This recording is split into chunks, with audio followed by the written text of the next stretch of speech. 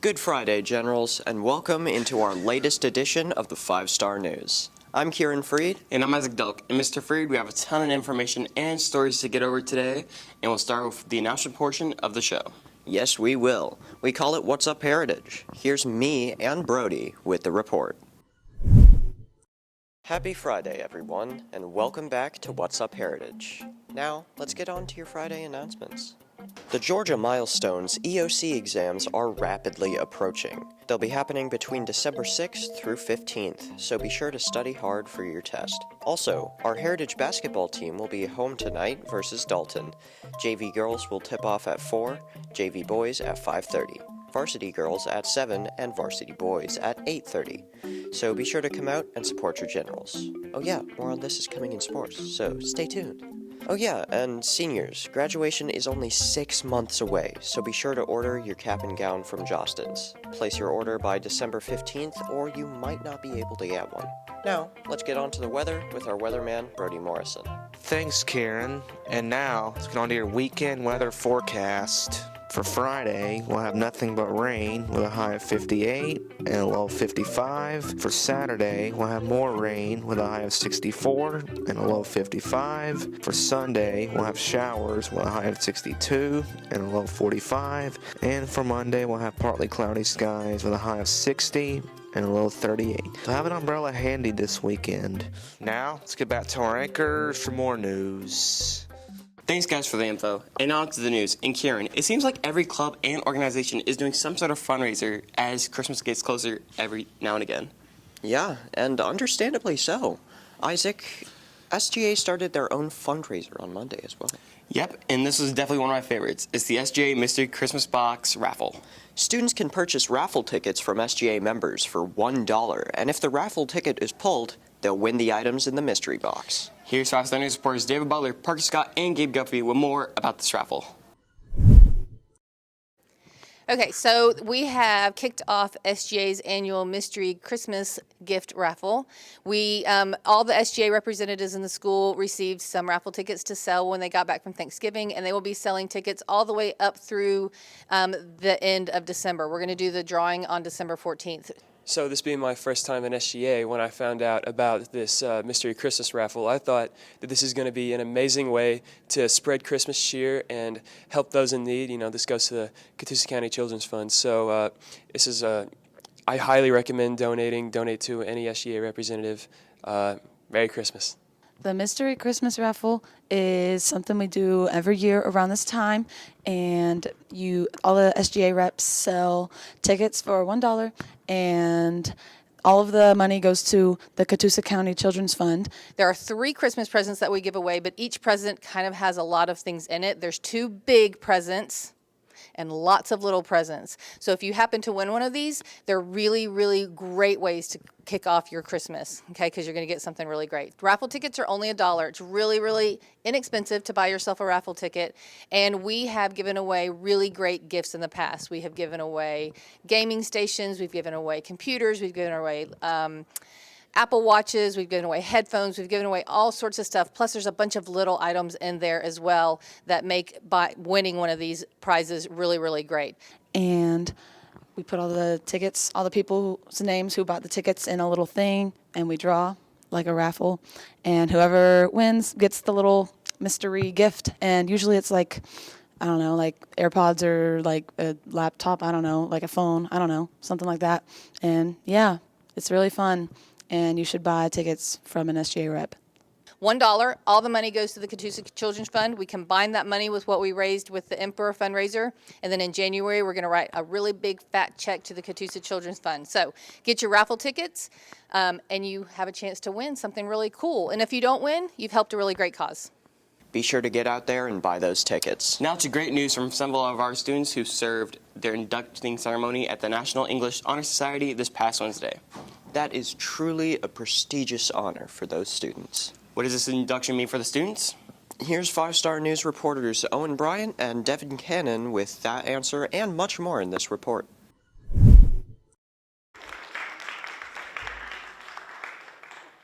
The induction ceremony was amazing. We joined with the the English National Honor Society. We did this last year, and so we decided it went so well we would do it again this year. We kind of got the merging of the English and Math Honor Societies, and it was a great turnout. It was a really good turnout. The induction ceremony went well. I was really happy to finally be inducted into Mu Alpha Theta, and while I'm not in the National English Honor Society, I have a lot of friends who are, and it was fun to have the two merge together this way. And then the games and food afterwards was great. It went really well. So we just kind of sat at the tables first, talked to each other, and then we were called up and we got our certificate of induction, I guess you'd say. Then we signed a little paper, And after that, we had a little party, which was nice. They had like queso and cookies and all that. I would say it went very well. It was a really calm and chill event. It wasn't like in the theater like most inductions are. We just did it in the library. We just had the officers come up and call names and hand out their certificates. Parents were invited to come if they wanted to, but not many went. It was just meant to be like a fun social event for members in both clubs, just to enjoy and be proud of their accomplishments in both English and mathematics. Congratulations to all the new inductees. Now, to some awesome news for students who've been wanting to take the opportunity to take some classes in construction. We found out earlier that this week the Catoosa County Career Academy will have around 20 open slots for the new construction pathway this spring. Now that is pretty cool. Here's 5-star news reporters David Butler, Parker Scott, and Gabe Guffey with the story. Hey guys, we have a great opportunity coming up this spring semester over at the Career Academy here in Catoosa County. They are opening up the construction pathway. So if you are interested in any type of construction work, they are classes designed to help you. When I get older, I want to build my own house. So I kind of want to know how to build it. Design buildings, work on managing the constructing piece of buildings in the community, things like that. If you are interested in this type pathway, you need to talk to your counselor as soon as possible. We are getting a list right now together for these slots, and there are only about 20 slots available.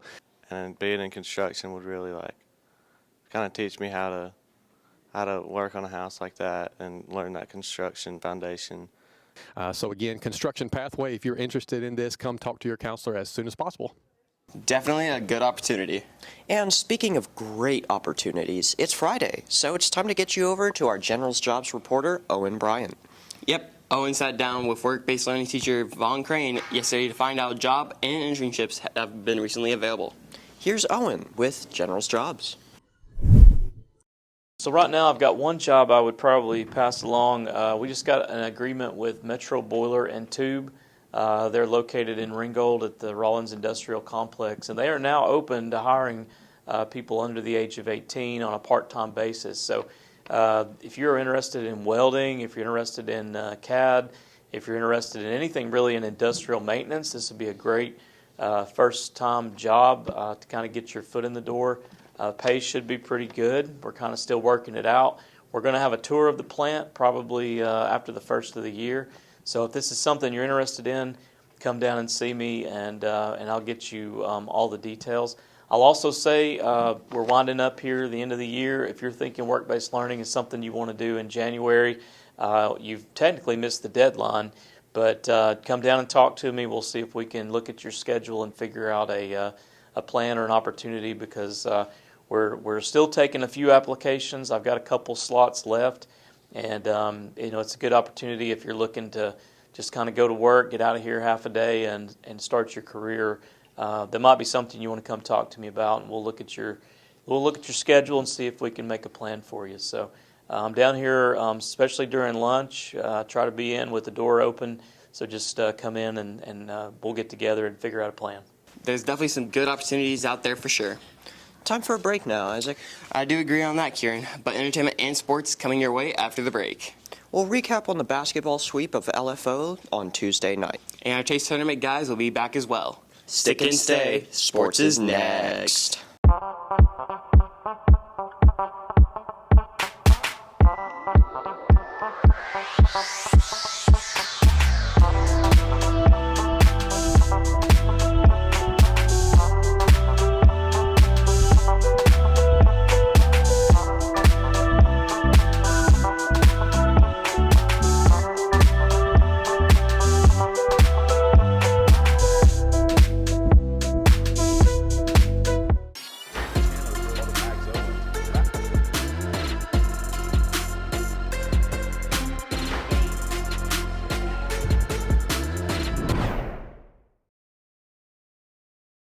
Sports time again. I'm Evan Wingrove. And Skylar Grant here. And Evan, let's talk about some b-ball on this Friday. Okay, let's do it. And our boys team got off to a pretty good start last week at the Ridgeland Holiday Tourney, going 2-1. Yes, but the competition got a little tougher earlier this week as crosstown rival LFO rolled into the Taj. Could Coach Height's guys get back on the winning track? I think we all know the answer to that. But here's five-star sports reporters Ethan Booth and Logan Beasley with a game recap.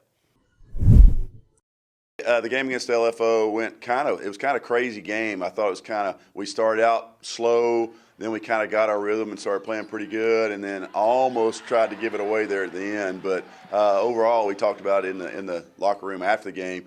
Win's a win, and we're happy to get it. We want to be positive about it because the guys really played hard. And anytime you can get a win over your county rival LFO, it's a good thing. We had a good game yesterday.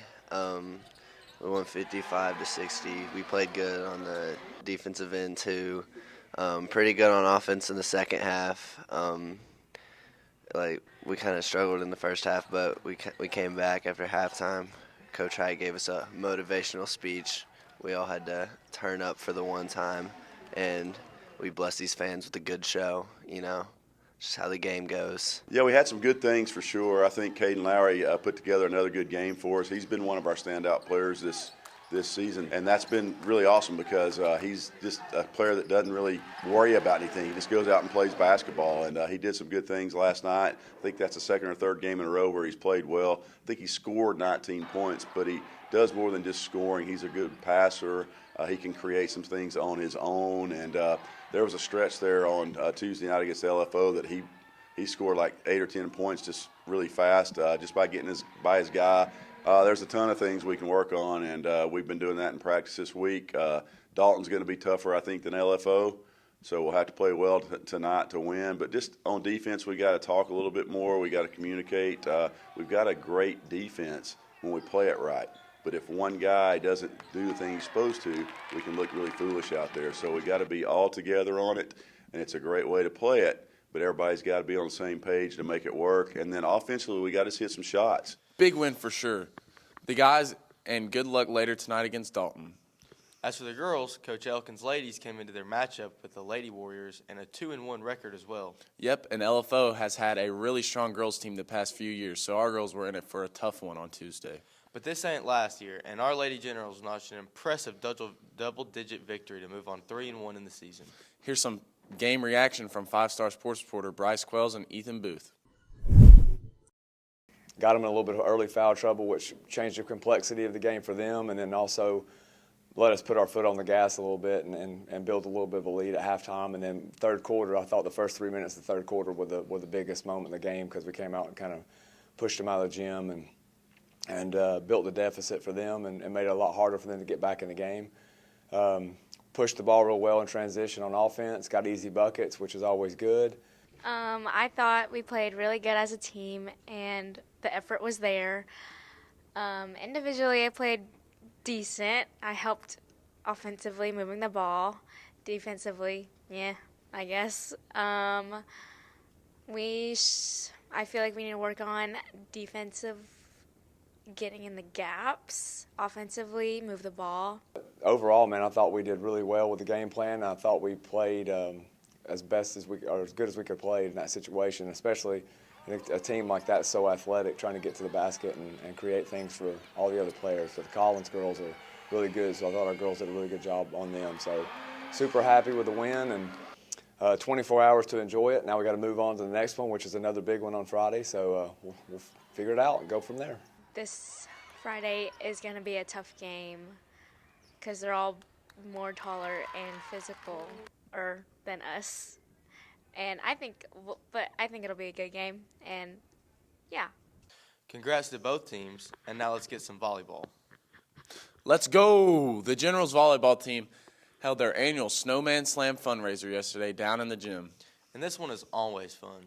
This year's event will have a different twist to it than in years past. Yes, there will be no teacher team this year, so the girls' senior volleyball players will take on a team of all-stars from the teams participating in the class tournament. Sounds kind of cool. Here's Isaac Delk with the Slam recap.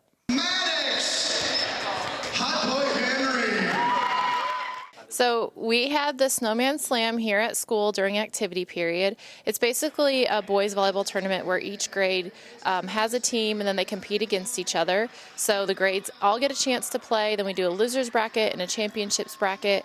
So the juniors ended up winning. So the seniors played in the Snowball Slam.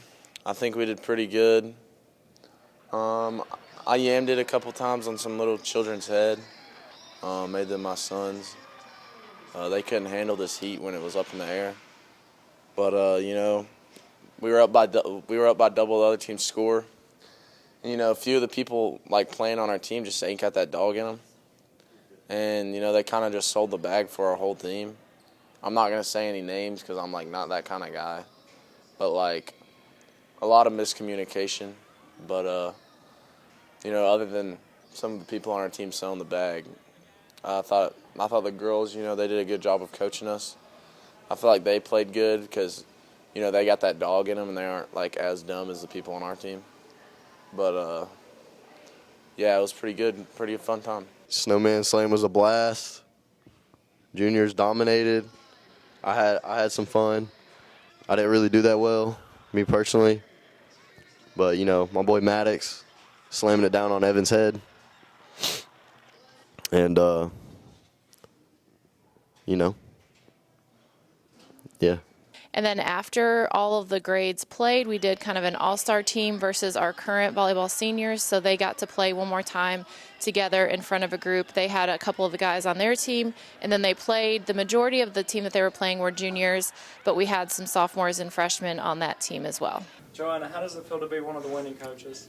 Feels great. It was really fun to like have something to do with my classmates, and I'm proud of the guys.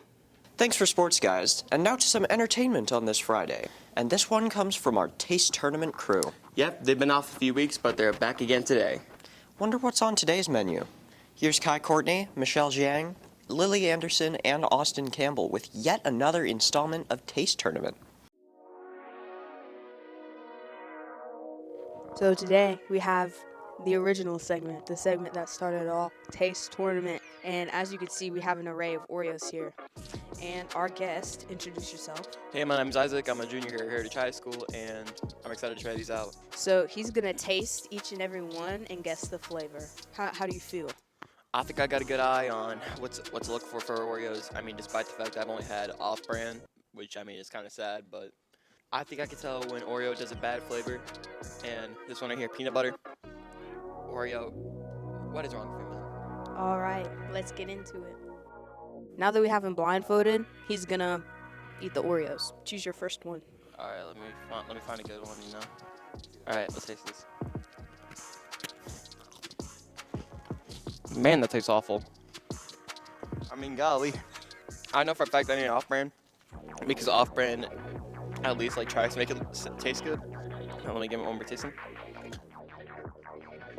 Yeah, terrible. I don't even know why I went back for seconds. I'm gonna say that's golden Oreo. Oh, it's so bad, but you ate the whole cookie, huh? Yeah. All right. Now on to the second one. I think this is just like a regular Oreo.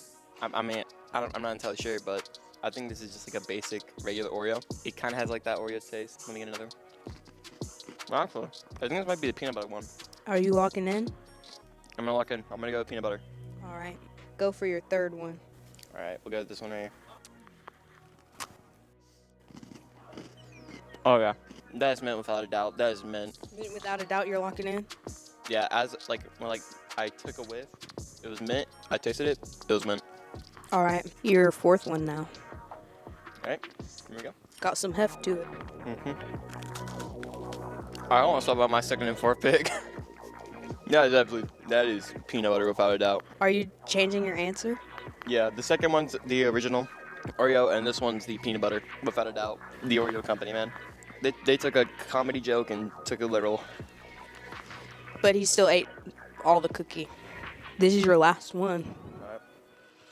So if I'm right, this should be the off-brand cookie. If you got them right, yeah. Yeah. Off-brand. You're positive. Yeah, without a doubt. It tastes like the original Oreo. Like a little bit worse, but it's still Do you want to change any of your answers? I think I got it locked in. I think I'm all good on that. All right. The first one, you said it was golden. Yep. You got that correct. Second one, when you changed your answer to original, that is correct. The third one, you said it was mint. That was correct. The fourth one, that was correct. The last one, the off-brand one, that was also correct. So you got them all right. Let's go. See, guys, I'm an Oreo connoisseur. Jeez, my eyes feel absolutely garbage. Good stuff there, guys. That Oreo is terrible. And with that, we'll wrap up this edition of the 5-Star News. We'll be back Tuesday with a brand new report. But until then, Have a great weekend and stay classy, Heritage.